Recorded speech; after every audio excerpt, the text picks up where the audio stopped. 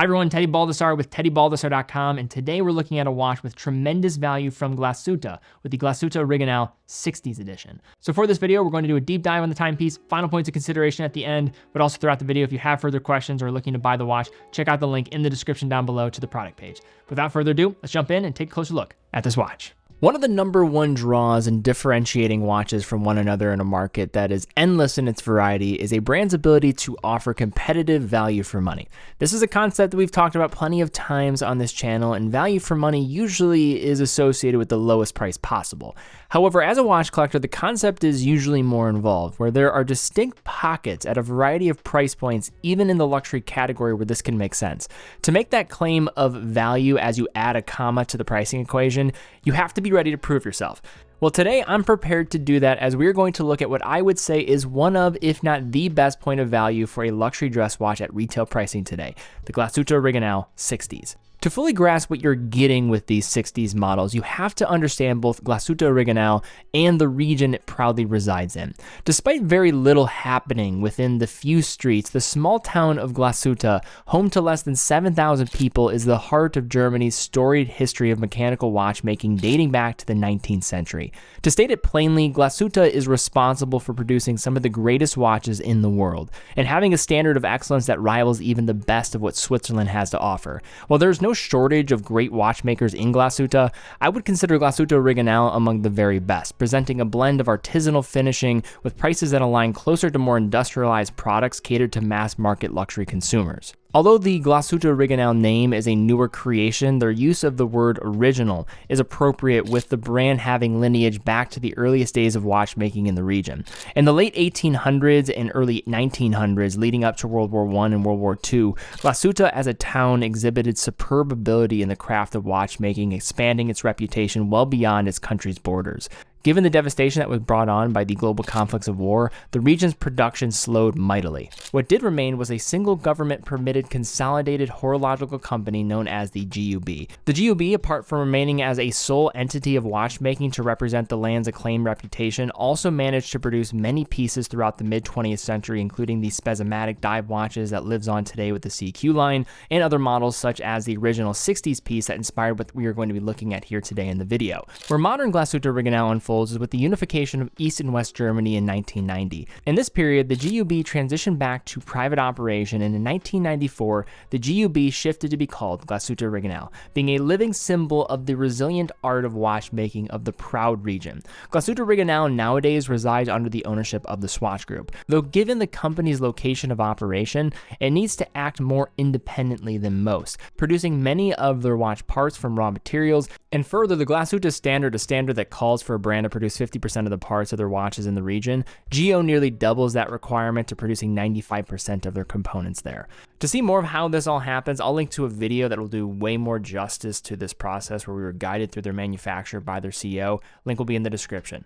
But then we get to the 60s model, and this is an entry-level offering from the brand, but it delivers on many of the desired characteristics one would expect from a house of this acclaim. So when looking at a watch from Glashütte Original, I often like to start with the caliber first. The Sapphire Exhibition caseback gives us a view of the caliber 3952. Where this movement will separate from the competition is with the amount of hand assembly and finishing that will take place in producing it, while also being a movement produced in-house, with many of what you are going to be seeing being produced from raw materials in the brand's manufacture. The only gripe I could envision having with its presentation from the movement side is that the 3952 is somewhat small as it sits in the case. Yet as these close-up shots hopefully indicate, the caliber brings a lot to the table with its looks. Glashütte ribbing sits on the central bridges and on the skeletonized rotor, which also features an anomaly for the price range, a 21 karat gold oscillating weight that adds in winding while also, of course, looking beautiful in the process. The majority of the bridge edges are beveled meticulously, polished screwed heads, and a swan neck regulator assisting in the balance and fine-tuned regulation and stability. Beyond its visuals, the 3952 provides a straightforward time-only functionality while oscillating at 4 Hz or 28,800 vibrations per hour. The caliber provides hacking and hand winding as you'd expect, along with a power reserve of a minimum of 40 hours. hours. And speaking to timekeeping, this example was keeping it at a great clip of +2 to +3 seconds per day when being tested across 5 different positions.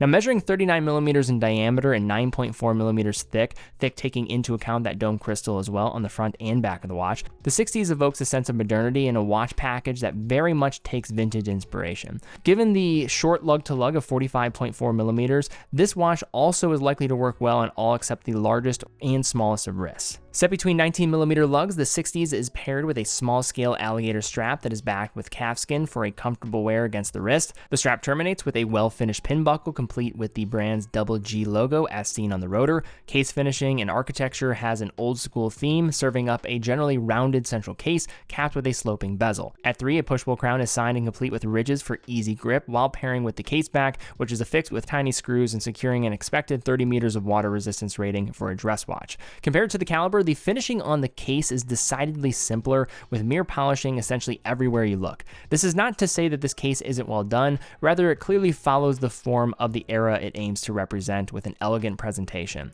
Again, zeroing in on the watch's anterior surface, we have a sapphire crystal keeping watch over a dial that is very closely resembling its 1960s inspiration. Starting at the outskirts, small linear markings denote the passing minutes with small circular lume plots anchored at the 5-minute positions. Just within, highly stylized printed Arabic indices ripped directly from the GUB model that inspired the Sixties manage the hours at 12, 3, 6, and 9 with applied slim rectangular hour markers elsewhere. At the center, squared off baton-style hands track the hours with a simple stick seconds hand rounding out the stack. Intriguingly, despite the dressier positioning, the modern Sixties follows the vintage model by including small applications of luminescent material that are useful in darker environments without being a standout in this arena. At 12, we have the Glashütte Original wordmark logo, and further down at 6, we have the reference to Glashütte in Saxony being denoted with the text. So whenever I am contemplating covering a watch, the first question that arises is, what is the angle and why should people care about it? Now, this is a watch from a brand that is relatively unknown compared to others. If we're talking about some of the considerations, that would be one of them.